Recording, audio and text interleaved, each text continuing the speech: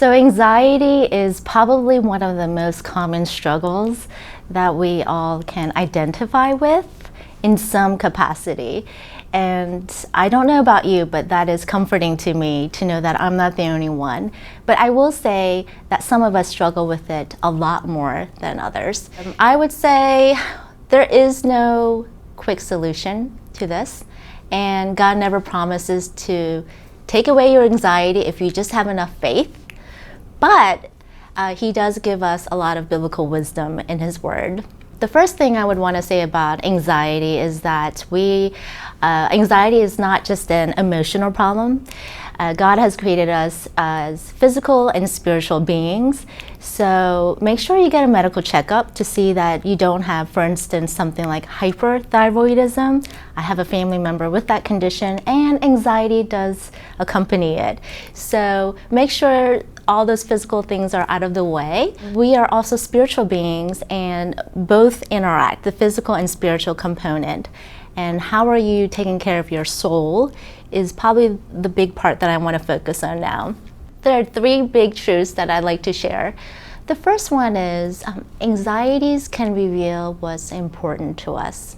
So for instance, usually when I am anxious about something, that object or that goal means a lot to me.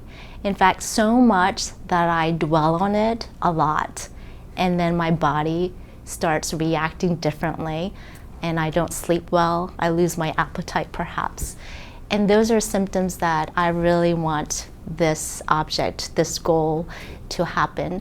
And so take time out, take a step back to think about what is it that I'm wanting so much pertaining to this anxiety.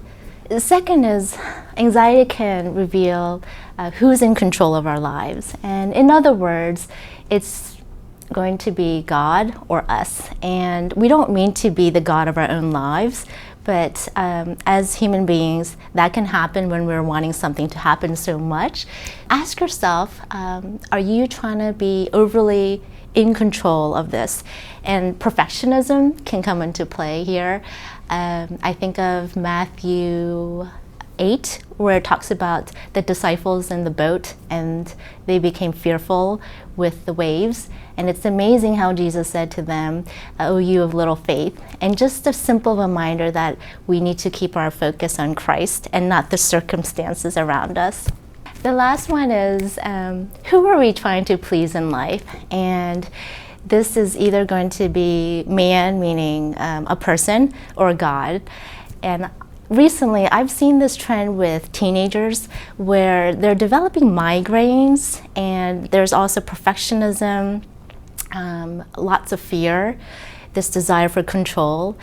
And when I talk to their parents, they're not explicitly telling their child, you need to have a 4.0, you need to make varsity sport of something. But somehow that child or that teenager is interpreting their parents' expectations that way.